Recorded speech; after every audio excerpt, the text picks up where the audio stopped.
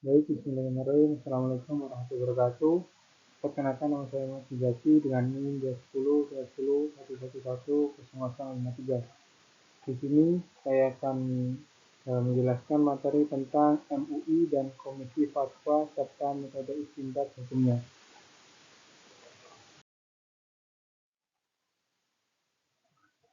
Baik, langsung saja masuk ke pengertian MUI. MUI yakni lembaga swadaya masyarakat yang mewadahi ulama dan cendekiawan Islam di Indonesia untuk membimbing, membina, dan mengayomi kaum muslimin di seluruh Indonesia. Majelis Ulama Indonesia atau disingkat MUI, yakni sebagai wadah musyawarah para ulama, ulama dan cendekiawan Muslim, mempunyai peranan luhur sebagai pengayoman bagi umat Islam di Indonesia, terutama dalam memecahkan dan menjawab seluruh persoalan sosial keagamaan, terutama masalah hukum, fikih, dan kebangsaan yang timbul di tengah masyarakat. Akidah yang mencangkut kebenaran dan kemurnian keimanan umat Islam di Indonesia.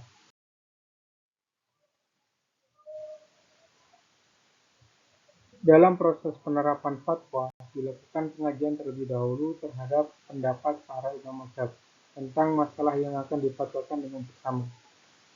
Masalah yang pertama yakni masalah yang jelas hukumnya atau al-ahkam al-qadiyah disampaikan sebagaimana apa adanya. Sedangkan dalam masalah-masalah yang merupakan kawasan perbedaan pendapat di antara para ulama atau mazhab, maka penetapan fatwa dilakukan dengan mencari titik temu antara pendapat-pendapat mazhab yang berbeda melalui al-jami'u wal al-taufiq. Yang kedua, jika usaha perumusan dan penetapan titik temu tidak berhasil, penetapan fatwa didasarkan pada hasil tarjih melalui metode muqaronah al-mazahib dengan menggunakan kaidah-kaidah usul fiqh, muqarin atau komparatif. Yang ketiga, persoalan yang ditemukan pandangan hukumnya di kalangan mazhab, maka dalam penetapan fatwa dilakukan berdasarkan hasil ijtihad jama'i, ijtihad kolektif melalui metode bayani, ta'lili, qiyasi, ihtisani, ilhaji, istislahi, dan sad al-zariyah.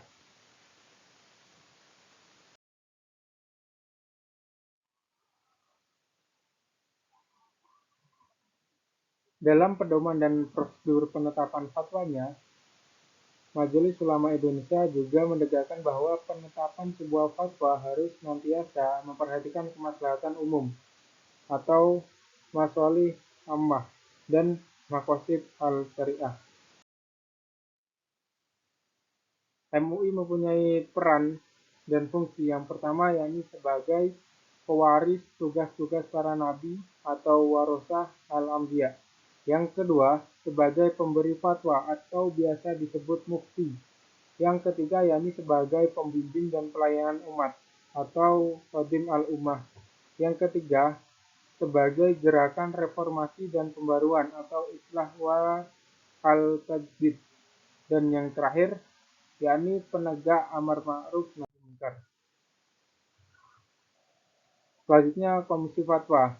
Komisi Fatwa salah satu komisi yang terdapat di bawah struktur kepengurusan MUI di tingkat pusat dan daerah.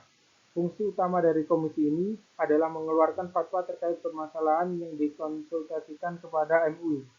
Pelaksanaan fungsi dan peran ini diwujudkan oleh MUI dengan membentuk komisi-komisi tugas yang bekerja untuk menjalankan program-programnya. Komisi Fatwa ini menjadi salah satu yang harus dibentuk untuk mengatasi perbedaan komisi yang dimungkinkan antara masing pengurus MUI di tingkat pusat dan di tingkat provinsi atau kabupaten kota.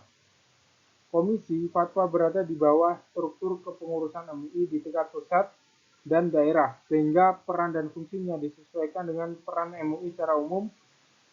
Demikian pula keputusannya diketahui dan ditandatangani oleh Ketua dan Sekretaris Umum MUI.